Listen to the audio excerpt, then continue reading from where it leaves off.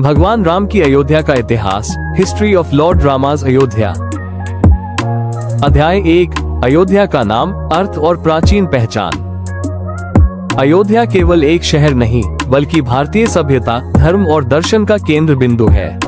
अध्याय 1 में हम इस पावन नगरी के नाम की उत्पत्ति, इसके गहरे अर्थ और इतिहास के पन्नों में इसकी प्राचीन पहचान को समझेंगे। 1. नाम और उत्पत्ति। अयोध्या भारत की उन गिनी चुनी नगरियों में से है जिनका अस्तित्व केवल ऐतिहासिक नहीं बल्कि आध्यात्मिक और सांस्कृतिक भी है। अयोध्या शब्द संस्कृत के अयुध धातु से बना है, अर्थात अयोध्या वह नगरी है जो न केवल भौतिक रूप से बल्कि धर्म, मर्यादा और सत्य के आधार पर अजेय मानी गई। अजोर योध्या, जहाँ अ का अर्थ है नहीं और योध्या का अर्थ है युद्ध करने योग्य या लड़ने योग्य। अर्थ, एक ऐसा स्थान जिसे युद्ध के माध्यम से जीता न जा सके, यानी अजेय, इनविंसिबल। प्राचीन ग्रंथों के अनुसार इस नगरी की रचना स्वयं विवस्वान, सूर्य के पुत्र वैवस्वत मनु ने की थी। इसे कौशल जनपद की राजधानी के रूप में स्थापित किया गया था। 2. दार्शनिक और आध्यात्मिक अर्थ। अथर्ववेद में अयोध्या का वर्णन मानवीय शरीर के प्रतीक के रूप में भी मिलता है। अष्टचक्रा नवद्वारा देवाना पूर्योध्या, यानी 8 चक्रों और 9 द्वारों वाली देवताओं की यह नगरी अयोध्या है। यहाँ अयोध्या का अर्थ केवल एक भौतिक शहर नहीं बल्कि मोक्ष की नगरी है। पुराणों के अनुसार ये 7 पवित्र मोक्षदायिनी नगरियों, सप्तपुरियों में प्रथम है। 1. अयोध्या। 2. मथुरा। 3. माया, हरिद्वार। 4. काशी। 5. कांची। 6. अवंतिका, उज्जैन। 7. द्वारका। 3. प्राचीन पहचान और भूगोल। प्राचीन काल में अयोध्या अपनी भव्यता और समृद्धि के लिए विश्वविख्यात थी। 1. सरयू तट पर स्थित ये पवित्र सरयू नदी के किनारे बसी है, जिसे नेत्रजा भी कहा जाता है। मान्यता है कि यह भगवान विष्णु के नेत्रों से प्रकट हुई थी। 2. कौशल साम्राज्य की राजधानी। वाल्मीकि रामायण के अनुसार यह नगर 12 योजन लंबा और 3 योजन चौड़ा था। 3.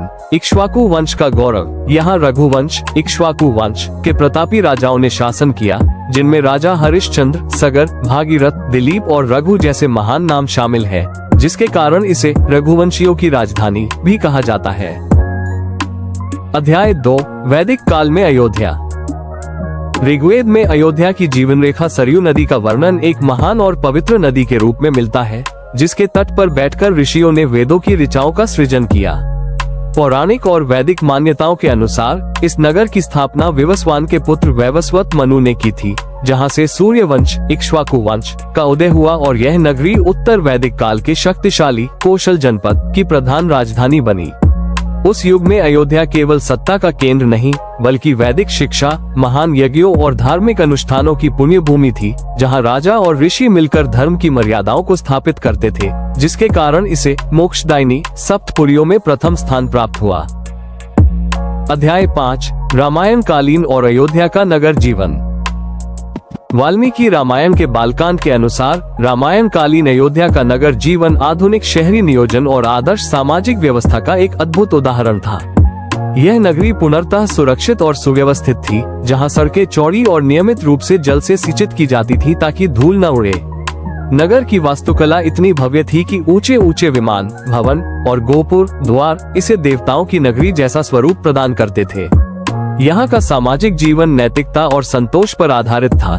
प्रजा न केवल धन धान्य से संपन्न थी बल्कि कला, संगीत और शास्त्रों में भी निपुण थी। नगर में उद्यानों, आम्रवनों और क्रीड़ा स्थलों की बहुतायत थी, जो नागरिकों के उत्तम स्वास्थ्य और मनोरंजन का संकेत देते थे। व्यापारिक रूप से भी यह एक समृद्ध केंद्र था, जहां विभिन्न देशों के व्यापारी आते थे। फिर भी यहाँ कोई भी व्यक्ति लालची या अनैतिक नहीं था। सुरक्षा की दृष्टि से अयोध्या में शतघ्नियों, प्राचीन अस्त्र और दुर्गम खयों की व्यवस्था थी, जिसे भेद पाना किसी भी शत्रु के लिए असंभव था। संक्षेप में, रामायण कालीन अयोध्या का नगर जीवन सर्वहित की भावना से ओतप्रोत था, जहां राजा और प्रजा के बीच प्रेम और विश्वास का अटूट संबंध था। अध्याय 6, सरयू नदी, जीवन और मोक्ष की धारा। सरयू नदी केवल अयोध्या की एक भौगोलिक सीमा नहीं है बल्कि यह इस पावन नगरी की आत्मा और सनातन संस्कृति में जीवन तथा मोक्ष की अविराम धारा है। रामायण और पुराणों के अनुसार सरयू का उद्गम मानसरोवर से हुआ है और इसे भगवान विष्णु के नेत्रों से प्रकट होने के कारण नेत्रजा भी कहा जाता है। रामायण काल में यह नदी अयोध्या की समृद्धि का मुख्य आधार थी, जिसके जल से नगर के उपवन और खेत लहलहाते थे। आध्यात्मिक दृष्टि से सरयू को गंगा के समान ही पवित्र माना गया है। मान्यता है कि इसमें स्नान मात्र से मनुष्य के समस्त पाप धुल जाते हैं और उसे जन्म मरण के चक्र से मुक्ति मोक्ष प्राप्त होती है। प्रभु श्री राम की बाल लीलाओं से लेकर उनके जल समाधि लेकर वैकुंठ गमन तक सरयू हर महत्वपूर्ण घटना की साक्षी रही है। आज भी सरयू के घाटों पर होने वाली संध्या आरती और दीपदान की परंपरा भक्तों को उसी त्रेतायुगीन दिव्यता का अनुभव कराती है। ये नदी अयोध्या के कण कण में रघुकुल के आदर्शों और भक्ति के रस को प्रवाहित करती हुई सदियों से मानवता को पवित्रता का संदेश दे रही है। अध्याय 8 बौद्ध और जैन काल में अयोध्या। इतिहास के पन्नों में अयोध्या केवल सनातन धर्म तक सीमित नहीं रही, बल्कि यह बौद्ध और जैन परंपराओं के लिए भी एक अत्यंत महत्वपूर्ण केंद्र रही है, जहां इसे अक्सर साकेत के नाम से संबोधित किया गया है।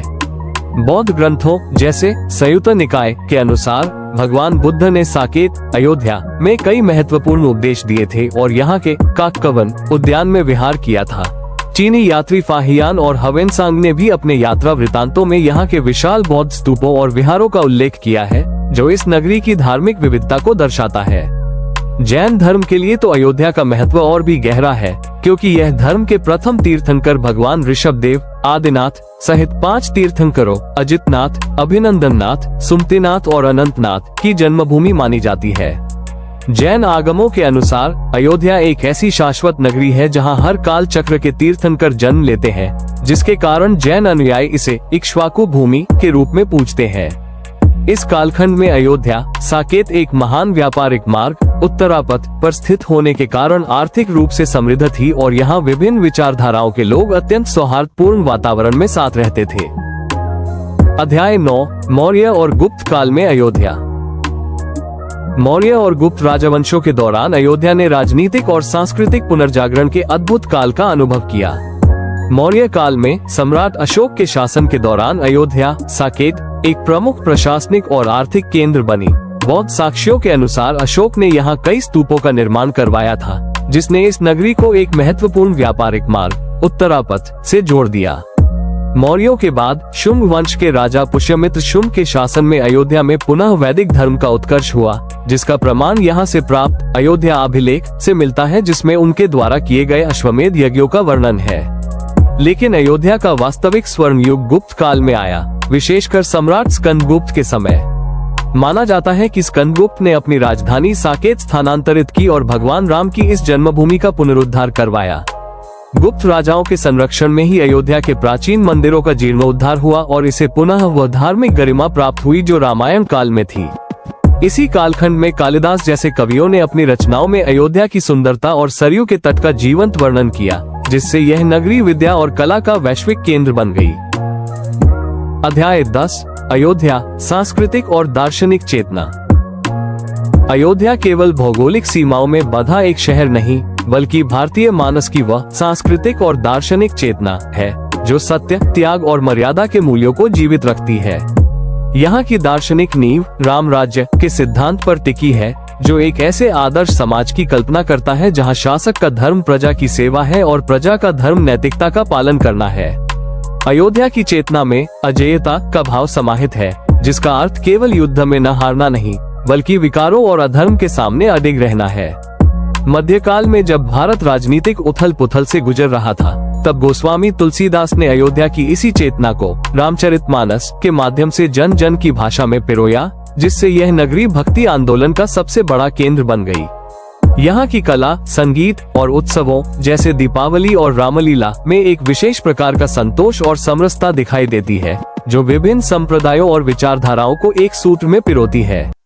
दार्शनिक रूप से अयोध्या मनुष्य को अंतर्मुखी होकर अपने भीतर के राम को खोजने और समाज में मर्यादा स्थापित करने की प्रेरणा देती है।